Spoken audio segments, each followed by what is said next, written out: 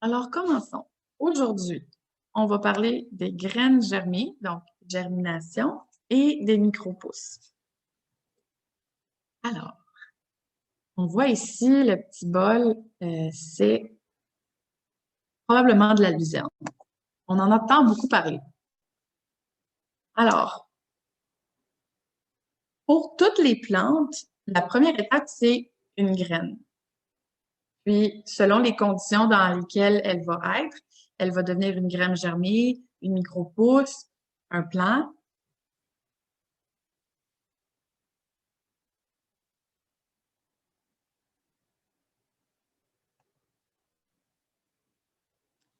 Donc,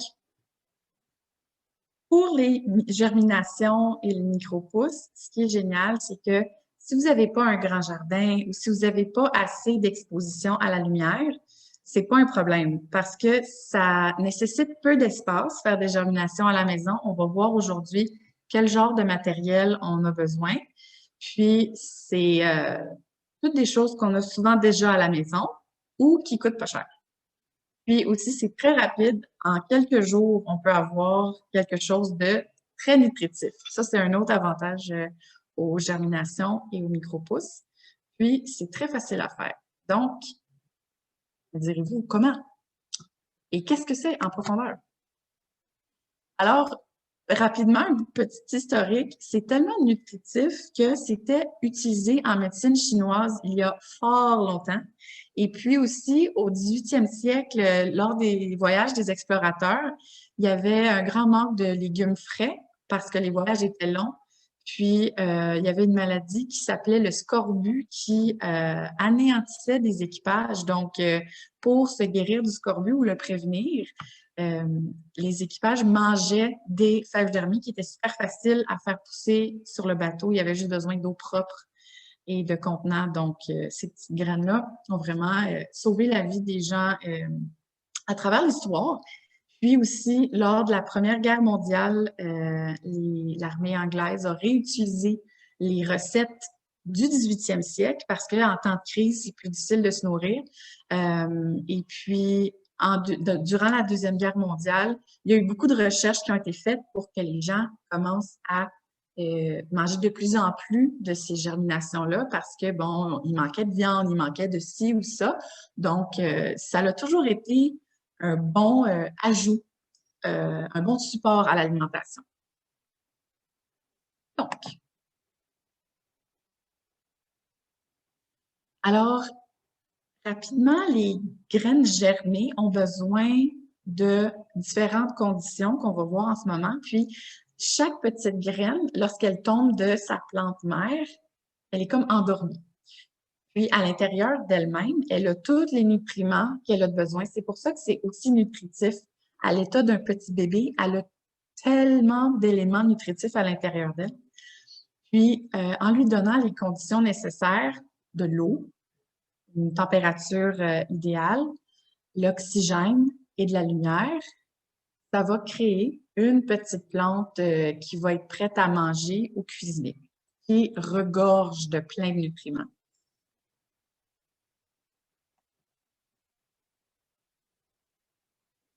Puis, les micro-pousses, c'est comme l'autre étape après les germinations et on les fait sur un terreau. Donc, ça, c'est sur un peu de terre. Vous pouvez voir comme sur l'image, il y a les petites pousses, puis en dessous, on voit la terre.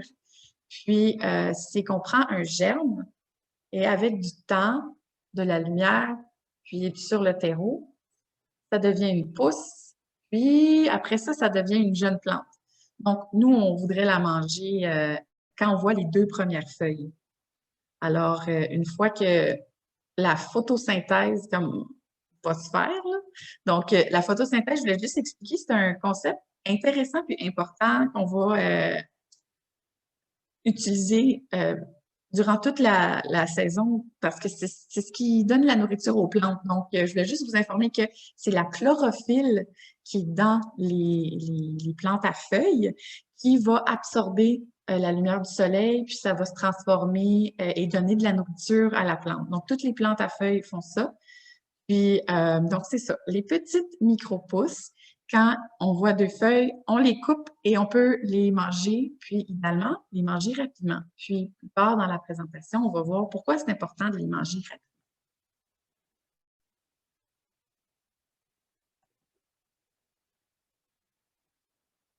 La troisième étape, quand on laisse pousser nos germinations micro-pousses, et la troisième étape, c'est des bébés verdures, un peu dans le même cas que les bébés épinards.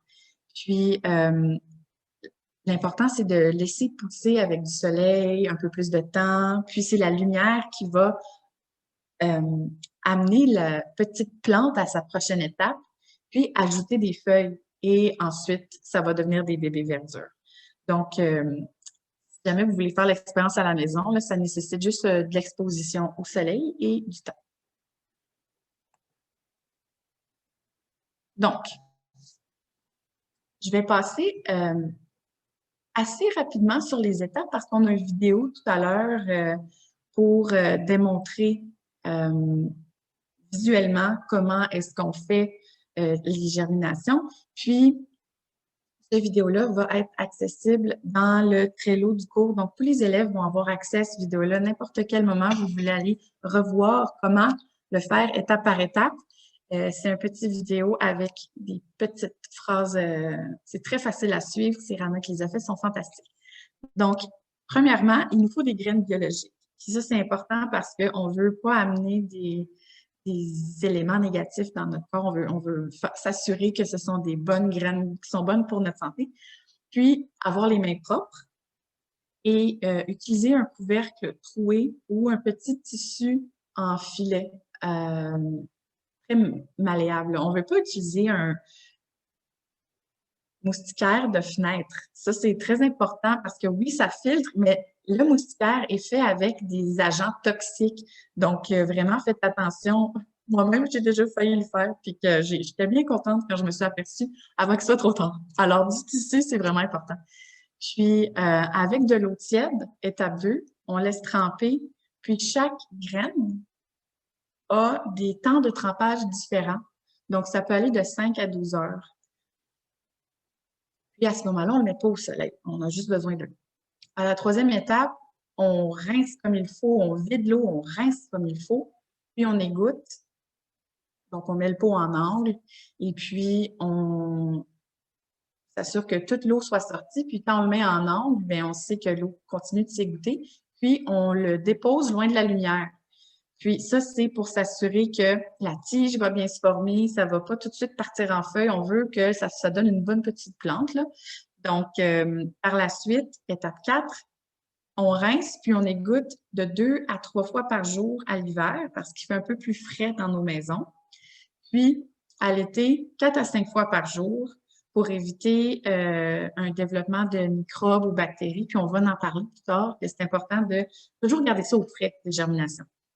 Donc, étape 5, on voit que les petites feuilles ont sorti, c'est très vert, c'est très frais, puis on les met par la suite au frigo pour les manger bientôt. Donc, cette présentation-là, je vais la rendre accessible éventuellement, mais il y a aussi le petit vidéo. Donc, je vais passer en accéléré dessus. Ceci, c'est pour les micro-pousses, une fois qu'on ajoute du terreau, donc un terreau approprié, là, pas n'importe quelle terre de jardin. On peut laisser encore du temps et de la lumière. Et puis, ça va nous donner, là, comme dans l'image, on voit des petites feuilles. Ce sont les bébés feuilles qu'on appelle les cotylédons. Puis, c'est ça qu'on veut manger. Les cotylédons, c'est les feuilles avant les vraies feuilles. Donc, là-dedans, c'est là qu'il y a tous nos nutriments.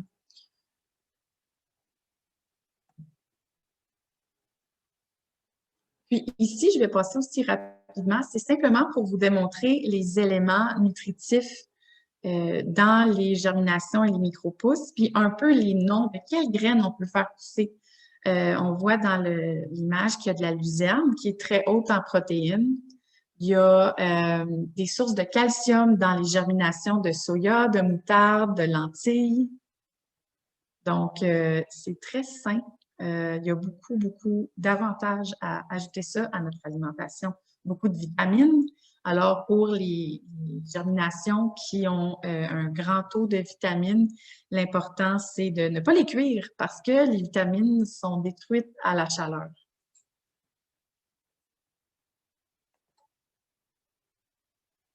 Puis, il y a encore d'autres éléments nutritifs dans les germinations et micro-pousses, de la chlorophylle qui aide à la circulation du sang, des enzymes qui aident généralement avec notre santé, puis des oligo-éléments comme le zinc.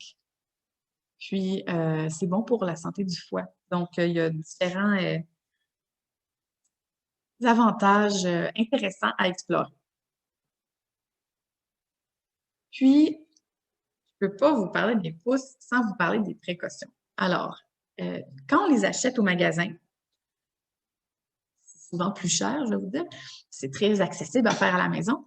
Puis, surtout, quand on les achète au magasin, il faut faire attention aux quantités de bactéries qui sont possibles d'être dans les germinations ou nos pousses. Puis, l'important, c'est de s'assurer d'éviter des intoxications alimentaires parce que il peut y avoir des bactéries comme la salmonelle, on la connaît, ou le E. coli. Donc, on entend parler parfois de ces bactéries-là, puis ça peut se proliférer, là, ça peut arriver dans des germinations.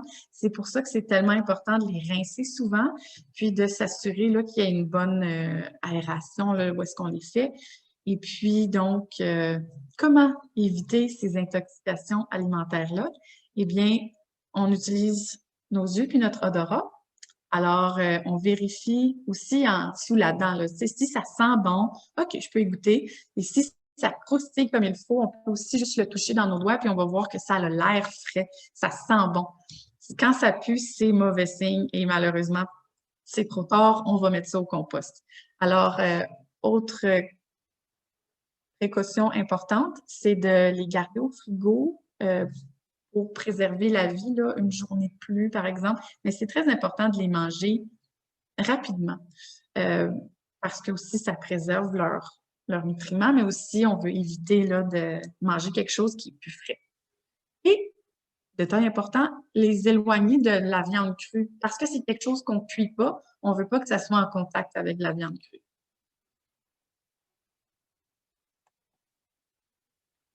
Donc, exactement. Si ça pue, si ça devient foncé, on regarde avec les yeux, puis si on voit que la couleur a changé, compost, malheureusement.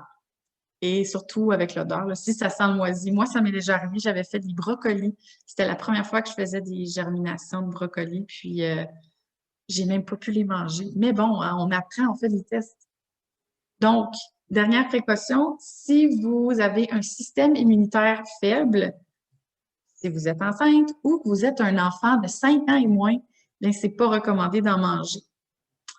Et ça, c'est pour les germinations, mais le processus est semblable pour les micro-pousses aussi. On veut prendre les mêmes précautions de toujours avoir les mains propres quand on le fait, toujours utiliser du matériel propre, puis regarder qu'il n'y a pas de moisissure. Là, là on va voir peut-être sur la terre, en dessous de nos petites feuilles, ah, s'il y a du bleu, du vert, ben, malheureusement, on ne le mangera pas. On le met au compost.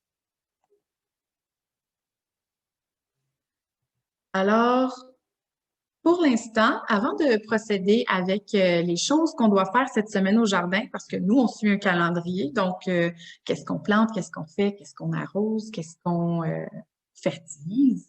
Donc, on va regarder ça bientôt, mais avant, je vais arrêter l'enregistrement, puis je vais vous présenter une vidéo de comment faire des germinations. Ensuite, on va aller en pause. Puis ensuite, on va écouter celui sur les micro-pousses. Et ce vidéo-là, comme j'ai mentionné tantôt, va être disponible sur le Trello à tous les élèves.